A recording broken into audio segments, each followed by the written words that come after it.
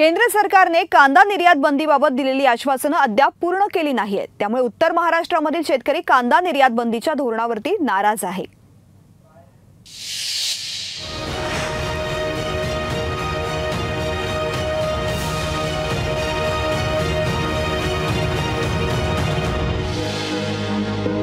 कांदा निर्यात बंदी हटवण्याबाबत केंद्राने दिलेली आश्वासनं अद्याप पूर्ण केलेली नाहीयेत।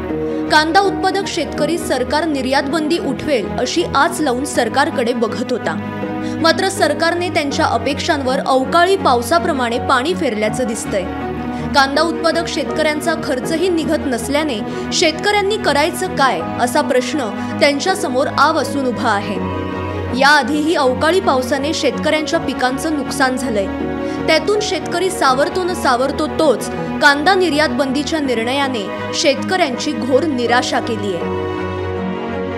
सरकारच्या या धोरणाविरोधात शेतकरी आणि व्यंगचित्रकार किरण मोरे आणि केशव सूर्यवंशी यांनी पंतप्रधान मोदींनी कांद्यासंदर्भात दिलेल्या आश्वासनांची आठवण करून देण्यासाठी कांदा रथ तयार केलाय।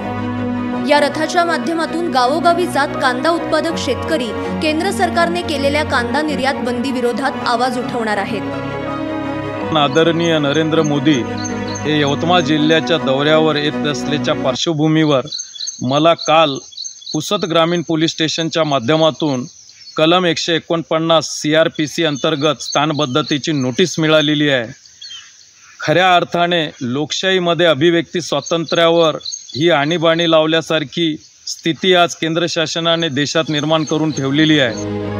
केंद्र सरकारने कांद्यावरील निर्यात बंदी तात्काळ उठवावी, जेणेकरून कांद्याला योग्य भाव मिळेल आणि शेतकऱ्यांचा किमान उत्पादनाचा खर्च निघून नफा होईल। सरकारने याबाबत योग्य निर्णय न घेतल्यास भविष्यात शेतकरी कांदा उत्पादनाबाबत फारसे उत्सुक असणार नाहीत, अशी कांदा उत्पादक शेतकऱ्यांमध्ये चर्चा आहे।